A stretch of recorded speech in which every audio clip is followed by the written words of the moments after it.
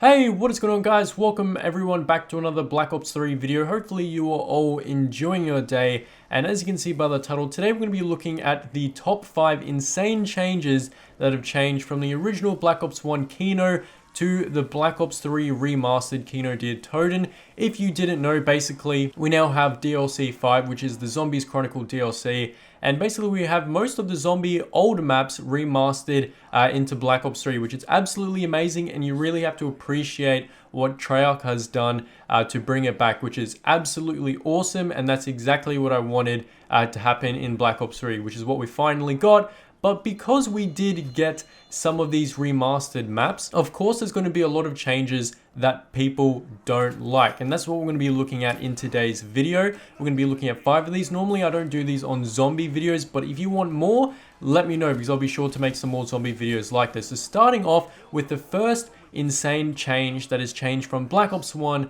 to the remaster of Black Ops 3 in Kino Der Toten, has to start off with is the SWAT. So as we know with the SWAT, it's actually changed. As you can see by the pictures on the screen, there's the before and after. Obviously in Black Ops 1 we had the actual SWAT stickers or the Nazi symbols, however you want to address it. And basically in Black Ops 3 Zombies, as you can tell within the remastered Kino, they pretty much took out the SWAT stickers altogether, and they seem to put the iron cross symbol there instead.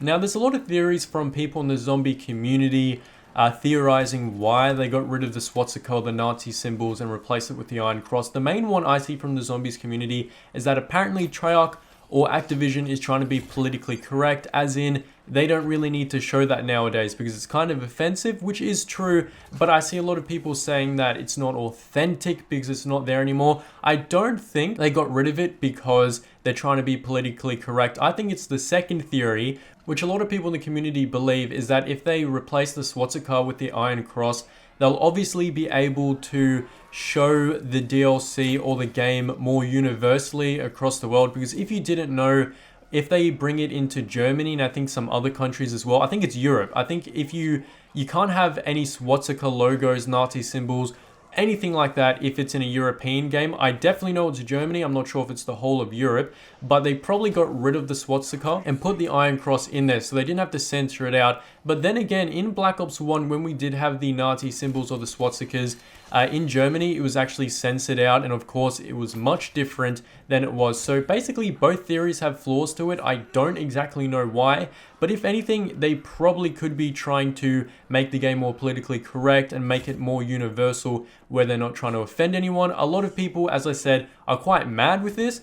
To be honest, I really don't care because they did bring back the map, which is the #1 concern, and that's all I really care about. So hopping over to the second insane change that has happened from Black Ops 1 Kino to Black Ops 3 Kino, we're going to be taking a look at the visuals. So I know the graphics are a big integral part as to a change, but it seems to me the changes really aren't too graphical. So if you have a look on the screen right now, basically I'm comparing the PlayStation 4 version of the Kino remaster to the Black Ops 1 version of Kino, and as you can tell, graphics wise, nothing much has really changed. Obviously all the assets are the same. Apparently this map was built ground up, which I can kind of see, but apart from that, with the graphics, nothing has changed. The #1 thing that I see that has changed a lot from the Black Ops 1 graphics to Black Ops 3 has to be the shaders and the lighting. As you can tell by the lighting, the game in the Black Ops 3 remaster of Kino, it's so much more bright.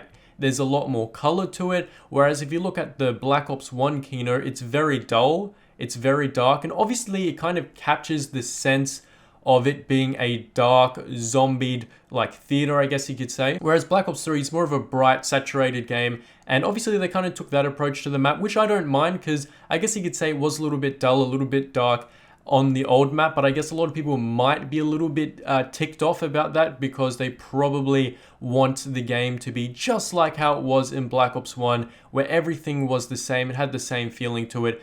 Let me know what you think. Do you like the graphical upgrade with the new lighting and the new shaders? Let me know. Personally, I don't mind whatsoever. I think it looks fantastic, which is all that we need in the game. So heading over to the third point, or the third insane change that has happened since the Black Ops 1 Kino to Black Ops 3 Kino, we're going to be talking about the war weapons and some of the weapons that we currently do not have in specific. So starting off, MP40 is a big one. Now, this used to be a very good training weapon that I see a lot of people use back in the day in Black Ops 1. Because basically you'd pack-a-punch it, get more ammo, and everything was fine. But as you guys know now, the MP40 is unfortunately not on the wall anymore, and I see a lot on Reddit, especially in the zombies Reddit, a lot of people getting annoyed about it.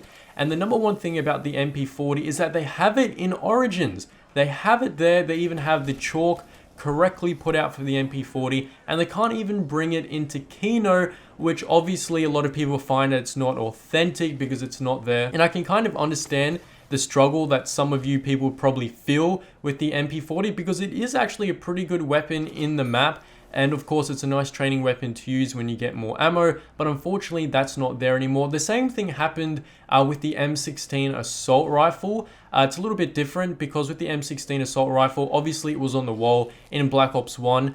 In my opinion, not the best weapon to use, but something they did take out was the grenade launcher on the weapon. So normally when you pack-a-punch the M16 back in Black Ops 1, as you can see in the gameplay right here, you could actually have a grenade launcher on your M16 and you can grenade launch some zombies. However, in Black Ops 3, if you do try to pack-a-punch the M16 in Kino, guess what? No grenade launcher for you. They pretty much got rid of it. Obviously, the grenade launcher isn't the best thing when you go to higher rounds, but it's a thing that people like. It's something that felt authentic. It's something that people thought should be put in to the newer Kino that was there in the past. And once again, I can kind of understand why you guys would want the same old in the new Kino. Let me know what you think about those two weapons. I would really like the MP40 to be back on the wall. I think that'd be absolutely insane. And if we head into the fourth change that's changed, obviously from the Black Ops 1 Kino to the Black Ops 3 Kino, we're going to be talking about training the zombies on the stage. Now, I saw someone on Reddit complain about this,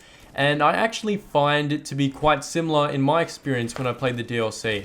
And if you guys didn't know, some of you may remember that Jason Blundell talked about in an interview that they can actually control how tight and how close zombies can be together when you're actually training them.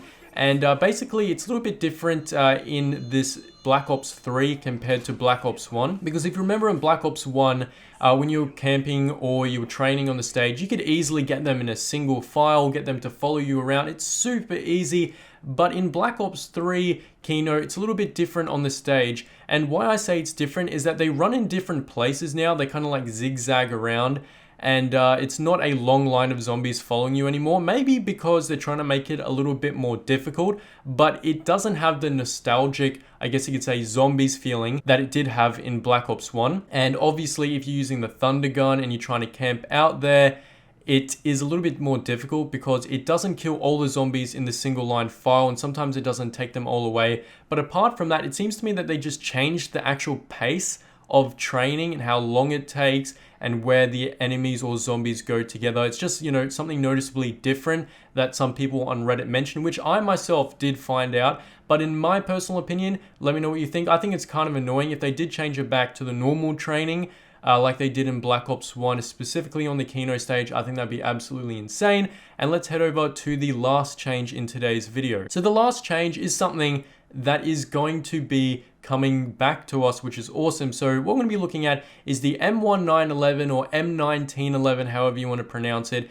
Basically in Black Ops 1, you started with the pistol. Sounds amazing, especially when you reload it. But in Kino, in Black Ops 3, when you load up to the spawn room, you don't start off with the M911. What happens is you start off with the MR6 instead, and a lot of people are ticked off about that. And why I say that is that this weapon is actually available in the black market as well as the AK-74U. AK-74U is another weapon that's not available, but it obviously is in Black Ops 3. And what's good about the M1911 is they're bringing it back, as you can see by this tweet that Charlie Intel sent out. It seems like we're going to be getting it back at some stage, which is awesome. I'm not sure how long it's going to take.